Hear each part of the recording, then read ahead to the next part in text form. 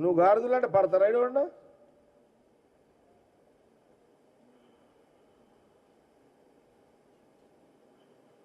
అందుకే ముఖ్యమంత్రి రేవంత్ రెడ్డి గారిని నేను చాలాసార్లు అన్నా, ఆయన గీకుడు ఎందుకు తన్నిపించుకుడు ఎందుకు అన్న నేను.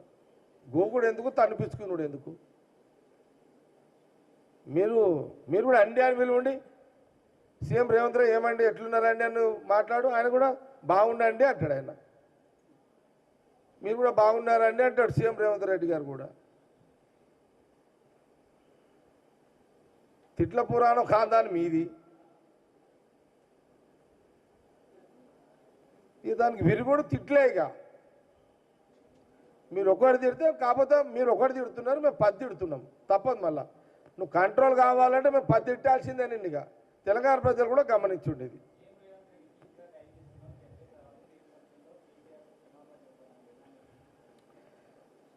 కేటీఆర్ గారు తెలంగాణ ప్రజలు రాహుల్ గాంధీ గారి యొక్క నాయకత్వంలో, సోనియా గాంధీ గారి యొక్క నాయకత్వంలో, మల్లికార్జున ఖార్గే గారి యొక్క నాయకత్వంలో, చివరిగా మా రాహుల్ గాంధీ గారి యొక్క నాయకత్వంలో తెలంగాణ ప్రజలు 5 సంవత్సరాలు పరిపాలించుండి అని మాకు ఫుల్ మెజారిటీతో సీట్లు ఇవ్వడం జరిగింది.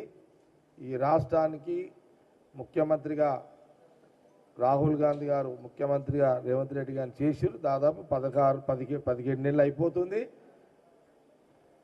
ఇంకా మాకు 3 సంవత్సరాల టైం ఉంది. ప్రజలు ఇచ్చిర్రు. ఇది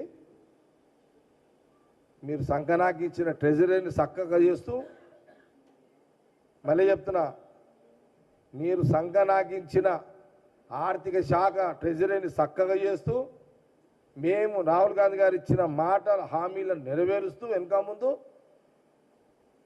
పరిపాలిస్తూ ప్రజాపాలన కొనసాగుతుంది కాంగ్రెస్ గవర్నమెంట్ తెలంగాణలో.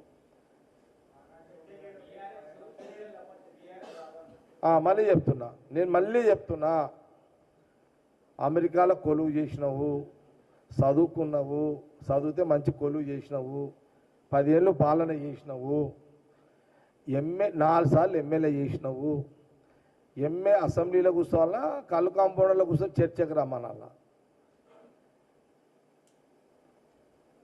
చదువు రానోడు కళ్ళు కాంపౌండ్కు రా అంటే అర్థం ఉంది. కానీ నువ్వు చదువుకొని 4 సార్లు ఎమ్మెల్యే చేసి 10 ఏళ్ళు పాలన చేసి నువ్వు ఆ పార్కు, ఇందిరా పార్కుకు రా, వెంగళరావు పార్కుకు రా.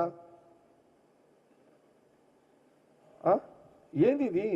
బాధ్యతారహితమైన మాటలు కేటీఆర్ మాట్లాడుతుంటే దీనికి ఏమో చిన్నపిల్లల వ్యవహారం అయిపోయింది ఇదంతా. అరే ఏంది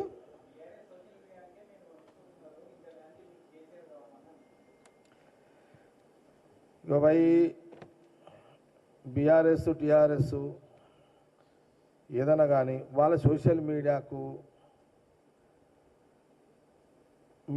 వాళ్ళ సోషల్ మీడియాకు వణికిపోతున్నామని కేటీఆర్ అంటున్నాడు. అంటే సోషల్ మీడియా లేనిది తప్పుడు ప్రచారం చేస్తుందని కేటీఆర్ చెప్తున్నట్టే కదా.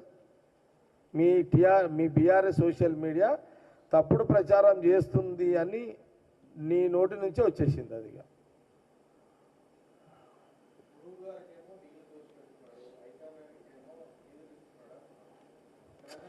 నేను ఒకటే చెప్తున్నా భయ్, నేను పర్సనల్గా చెప్తున్నా, పైసలు ఆడిస్తున్నాడు ఈడిస్తున్నాడు అని నైతికంగా అడిగే హక్కు కేసీఆర్ ఫ్యామిలీకి లేదు.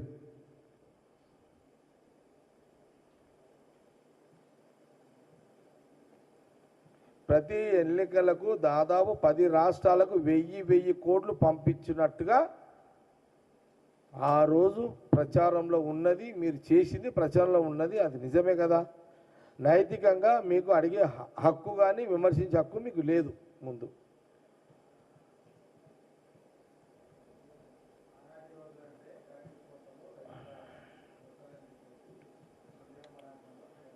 నేను యాక్చువల్గా అప్పుడప్పుడు కొంత, ఇప్పుడు కాదు,